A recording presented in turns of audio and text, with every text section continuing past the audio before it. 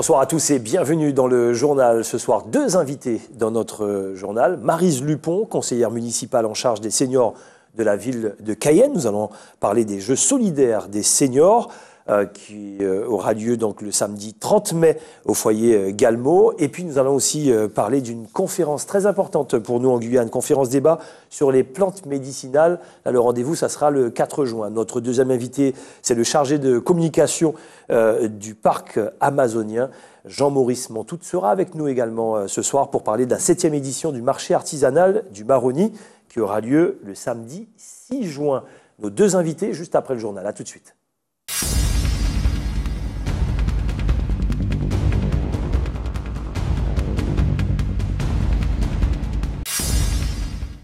Le collège Grand Mandifou à Maripasoula en état de choc. Depuis le mois de mars, 5 collégiennes d'origine bouchininguée ont tenté de mettre fin à leur jour. Âgées de 12 à 16 ans, ces jeunes filles ont suivi le même procédé. Elles ont ingurgité du paraquat, un désherbant vendu au Suriname mais illégal en Guyane. Elles ont survécu et sont en bon état physique, mais le 19 mai dernier, une jeune fille de 14 ans et demi a trouvé la mort. C'est évident, le collège est endeuillé parce que le décès d'une jeune fille de 14 ans, c'est quand même quelque chose qui n'est pas courant, heureusement d'ailleurs. Il y a beaucoup de tristesse auprès des élèves de l'établissement et aussi auprès des personnels. Est-ce que je connais les raisons pour lesquelles ces jeunes filles ont tenté d'attenter à leur jour? Non, absolument pas. D'ailleurs, il est important de préciser que les faits ne se sont absolument pas produits dans l'établissement, au collège, au domicile des jeunes filles. Des équipes de psychologues se sont rendues au collège pour prendre en charge les élèves et l'équipe pédagogique. Mais beaucoup de questions restent entières sur la cause de ces tentatives de suicide. Ces 5 jeunes filles étaient et sont scolarisées dans des classes différentes. Elles sont d'âges différents. Sont-elles de la même famille à ma connaissance? Non, simplement, vous devez savoir qu'à Maripasoula, tout le monde se connaît et se fréquente, donc devait probablement se connaître, mais à ma connaissance, il n'y a pas de lien particulier entre l'une et l'autre, autant que je puisse le savoir. Il est important de noter que le procureur de la République, et c'est d'ailleurs tout à fait normal, a demandé à la gendarmerie de Maripasoula d'ouvrir une enquête préliminaire pour essayer de déterminer s'il y a un lien entre ces 5 jeunes filles. Mais pour ma part, je suis incapable de le savoir. Dès la semaine prochaine, une équipe psychologique ira à la rencontre des 4e et des 3e pour parler du danger du paraquat. Le suicide dans les communes de l'intérieur, notamment chez les jeunes, reste un fléau en Guyane. Tous se mobilisent pour tenter d'y mettre un terme. L'accès du centre pénitentiaire de Remire-Montjoly, bloqué toute la matinée par des surveillants de prison de la section syndicale UFAP. Ils dénoncent des conditions de travail de plus en plus précaires, dues en grande partie au manque d'agents. Il faut bien comprendre quelque chose, c'est que ce mouvement-là, c'est un cri d'alerte. Parce qu'il faut savoir qu'à la mi-juin, donc du 22 au 26, se tient une commission administrative paritaire qui doit donc allouer des personnels dans différentes prisons de France et de Navarre. Nous disons, n'oublions pas la Guyane, nous avons besoin de personnel. Et ce manque de personnel a été acté par des audits provoqués par l'administration pénitentiaire elle-même, qui a démontré un manque de personnel. Donc nous leur disons, respectez nos droits, allouez-nous des personnels afin que nous puissions travailler correctement et remplir nos missions. Donc si au cours des semaines qui suivent, avant donc, la tenue de cette commission paritaire, nos revendications ne sont pas entendues à quelque niveau que ce soit, nous serons obligés de nous faire entendre à un autre niveau avec une autre force. Selon l'UFAP, il faudrait 12 postes supplémentaires de gardiens. Ils seraient dans une situation de rupture due au nombre d'heures importantes de travail et de présence qui nuisent à leur santé. On peut dire que les agents sont pressurisés, et cela d'une manière qu'on peut prouver, depuis de nombreuses années, particulièrement depuis 2011 et encore plus accentuée depuis 2013. Donc ça fait une paire d'années qu'au nom de la nécessité absolue de service, que l'administration pénitentiaire peut et fait travailler des agents au-delà des heures légales autorisées. Mais il faut savoir que l'être humain a une limite de résistance et qu'à un moment donné, ça va craquer. Hier, une délégation de l'UFAP s'est entretenue avec le directeur de cabinet de la préfecture. Le syndicat a par ailleurs alerté son représentant au niveau national. Demain, il devrait rencontrer la ministre de la Justice, Christiane Taubira. Le débat prend fin. La question de l'âge des accompagnateurs des enfants de moins de 5 ans dans les bus de la communauté d'agglomération du centre littoral ne se pose plus. Pour accompagner un enfant de moins de 5 ans dans le bus, il faudra être âgé d'au moins 12 ans. L'UTG, qui s'était insurgé contre l'accompagnement obligatoire par un adulte, est satisfait de cette décision.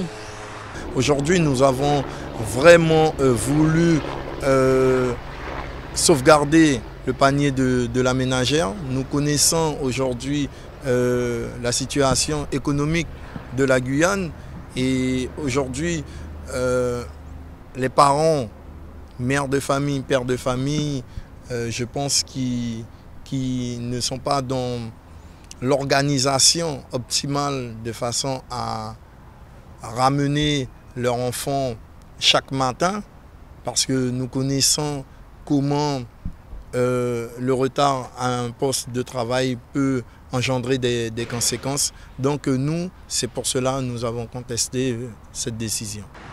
Les élus de l'agglo ont coupé la poire en deux.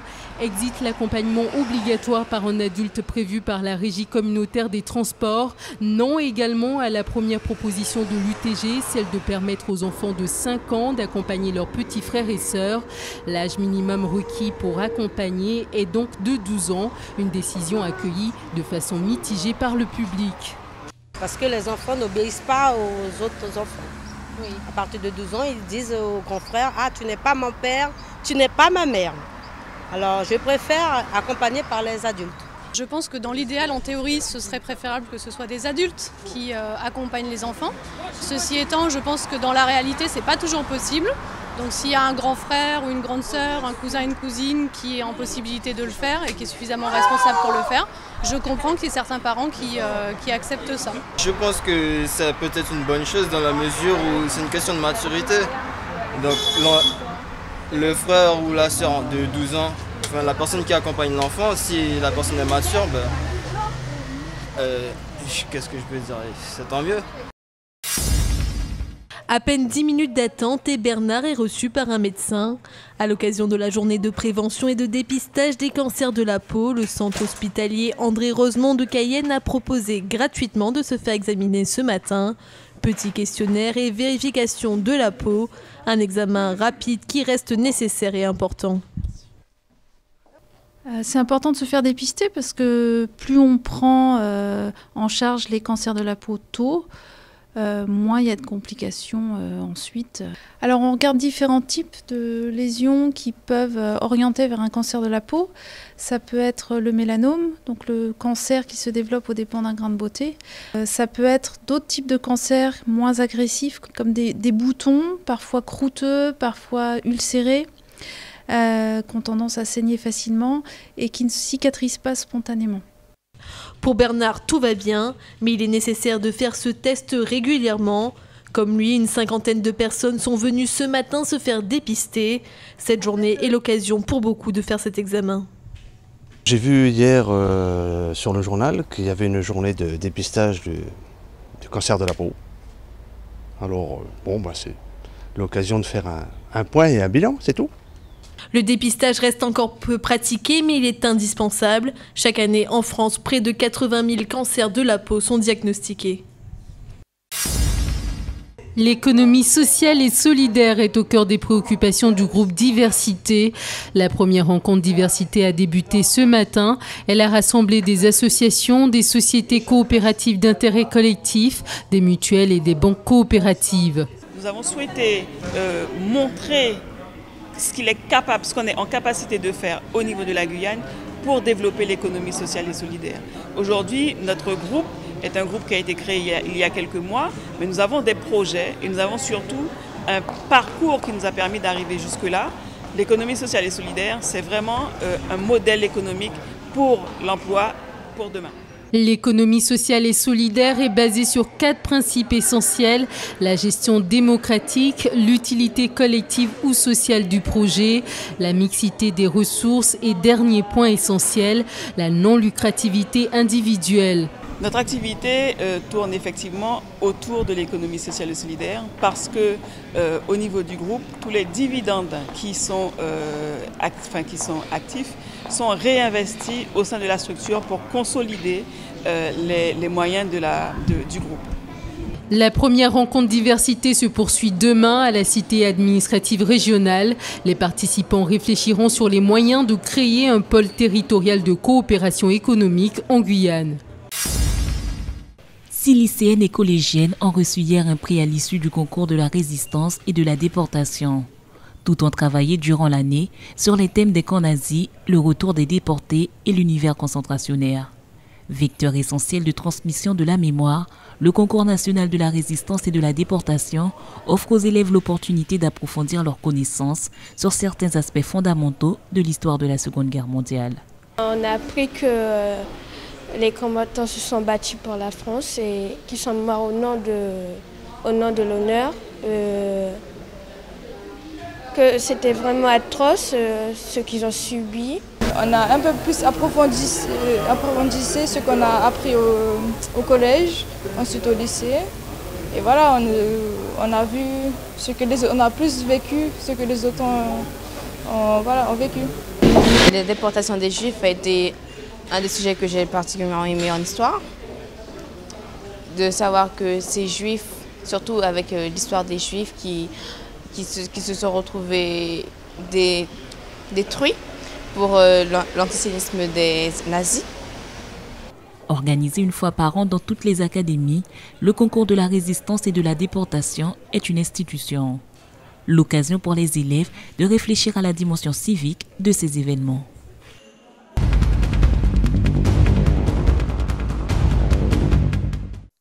De retour sur le plateau avec nos deux invités. Première invitée, Maryse Lupon, conseillère municipale en charge des seniors de la ville de Cayenne. Bonsoir. Bonsoir, M. Bernier. Comment allez-vous? Très bien, merci. C'est bien le micro devant la bouche. Alors, avant de parler des Jeux solidaires et notamment de la conférence débat sur les plantes médicinales, redites-nous un petit peu ce conseil municipal des seniors, comment ça fonctionne? Alors, juste vous dire que c'est dans le cadre de la politique sociale que Madame le maire, Madame Marie-Laure Finera-Hort, a mis ce service en place. Parce que, en fait, ce n'est pas une compétence de la mairie. Oui. C'est le conseil général qui s'occupe des personnes âgées. Mais elle l'a voulu, donc elle a mis un service en place. Il existe depuis octobre 2010. Et l'objectif de ce service est de développer et de mener des actions de solidarité, d'épanouissement et de bien-être pour les personnes âgées de la ville de Cayenne. Je peux le dire, vous êtes très dynamique pour vous avoir reçu depuis la création de ce conseil municipal, notamment avec les seniors. Vous êtes très, très dynamique, il y a plusieurs commissions. Alors nous avons plusieurs commissions, nous en avons 4. Ouais. D'ailleurs, la santé et solidarité, le sport, loisirs et éducation, culture et tradition et aménagement cadre de vie. Très bien, et c'est dans ce cadre du sport et notamment et de la santé aussi que vous faites beaucoup de manifestations. Les Jeux solidaires des seniors à venir, c'est quoi ces Jeux solidaires des seniors? Quel est le but? Alors, les Jeux solidaires, c'est pour permettre aux seniors, parce qu'on se rend compte que beaucoup de seniors sont isolés et beaucoup de seniors peuvent encore jouer. Donc, les Jeux solidaires, c'est un moment de convivialité pour permettre aux seniors d'être ensemble, de jouer, de partager un repas, et voilà, de chanter, de danser. D'accord, donc, et puis, comme son nom l'indique, d'avoir cet esprit de solidarité. Comment ça va se passer? Alors, ça va se passer, d'ailleurs, déjà, c'est le 30 juin. Oui. Ça va se passer au foyer logement Galmo. Et, bon, ben, ça commence à 7h et ça se termine à 18h30. Pas trop tôt, pas trop tard. Oui. Donc, dans un premier temps, on fera du sport. Donc, je rappelle quand même que le service des sports de la ville de Cayenne encadre les manifestations sportives. Donc, nous allons commencer par une marche qui s'appelle le relais des petits pas. Mais quand on parle de solidarité, ça va se faire... toutes les manifestations seront sous forme de relais. Donc, on aura 6 relayeurs qui seront placés dans des points bien définis. Ça sera autour de Galmo et de la Matine, autour du foyer Galmo, sur 1,7 km, chaque relayeur 340 mètres. Et le reste des seniors suivront à petits pas.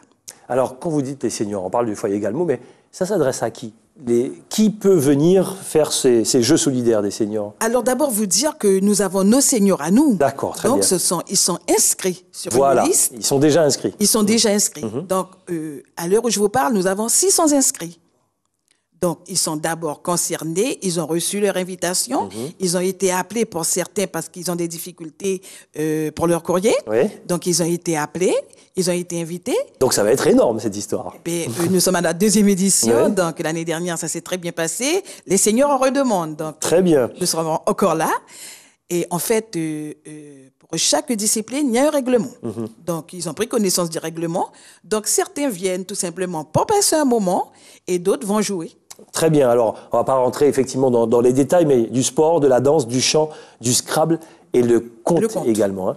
Le conte également, ça c'est effectivement le samedi 30 mai, ça commence à 7h du matin. À 7h du matin. D'accord. Jusqu'à 18h30, je rappelle, foyer Galmo et ses environs. Et puis, bientôt, le 4 juin, pour être précis, conférence-débat autour des plantes médicinales. C'est toujours autour du conseil municipal en charge des seniors. C'est vous qui gérez cette affaire. Ça se passera à la salle de délibération de la mairie de Cayenne. Dites-nous, ça intéresse tout le monde, ça aussi. Alors là, c'est pour tout le monde, en fait. Tout le monde est invité dans la salle de délibération. L'année dernière, nous avons fait une conférence sur les successions. Et là, la salle, elle était pleine à craquer. Donc, nous invitons tout le monde. Cette conférence est animée par des personnes référentes.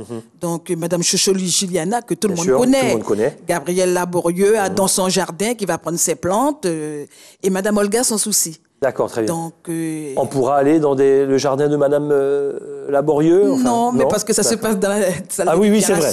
Salle de libération, oui. Oui, donc Mme Laborieux sera là, elle nous parlera. Mais on parlera surtout des plantes qui touchent les personnes âgées. C'est ça. Donc, le diabète, le cholestérol et la tension. Voilà, c'est bien précis, effectivement, parce que plantes médicinales, il y en a tellement, parce que là, il y a un axe bien précis. Voilà. Bon, très bien. Voilà les 2 rendez-vous que vous proposez. Je rappelle, samedi 30, les Jeux solidaires des seniors, avec les seniors déjà inscrits pour ces Jeux solidaires. Ça va être un gros moment entre le sport, la danse, le chant, le Scrabble et le conte. Ça, c'est ce samedi. Et puis, le 4 juin, notez déjà, là, c'est ouvert à tout le monde, conférence débat autour des plantes médicinales consacrée aux seniors, on va dire, salle de délibération de la mairie de Cayenne. Voilà ce qu'on pouvait dire, notamment sur toutes les actions que vous menez. Vous voulez rajouter quelque chose, Maryse Lupon? Non, on a d'autres manifestations, mais je crois que ça fera une prochaine fois. On aura l'occasion de venir, notamment, la prochaine, c'est le 10 juin, c'est ça? Non, la prochaine manifestation, c'est le 19 juin. Ah, le 19 juin. Oui. Dites-nous déjà. Après-midi récréative intitulée « Les ateliers font leur show », avec les ateliers du service des seniors et la participation de Silo, de l'Ovadia et la compagnie guyanaise des arts et traditions populaires. On aura l'occasion d'y revenir, bien sûr. Merci. Oui, simplement pour vous dire que les seniors, c'est toute l'année. On est d'accord. Maryse Lupon, merci beaucoup. Je rappelle, conseillère municipale en charge des seniors de la ville de Cayenne. Allez, sans plus tarder, notre 2e invité pour une autre manifestation du week-end, notamment la 7e édition du marché artisanal du Maroni. Ça se passera donc le samedi 6 juin. Et pour nous en parler, le chargé de communication du parc amazonien, Jean-Maurice Mantout. À tout de suite. Notre 2e invité est avec nous, Jean-Maurice Mantout. Bonsoir. Bonsoir Gilles, bonsoir à tous les téléspectateurs d'ATG. Vous êtes le responsable de la communication du parc amazonien pour nous parler de la 7e édition du marché artisanal du Maroni qui aura lieu donc ce samedi 6 juin. Juste avant d'y revenir, une question toute simple. Comment va le parc ? Le parc, il va bien, il continue à faire son petit bonhomme de chemin. Ça fait maintenant, nous sommes en 2015, donc 8 ans après sa création. Les choses avancent. On a vu que les communes ont adhéré à la charte du parc, ce document qui est une feuille de route pour travailler avec les communes. Aujourd'hui, 4 communes. C'est un long combat, mais on y arrive. Un long combat, voilà. Ça a été une longue concertation durant 5 années, puis ensuite l'enquête publique, puis la demande d'adhésion, et enfin aujourd'hui, on a pratiquement...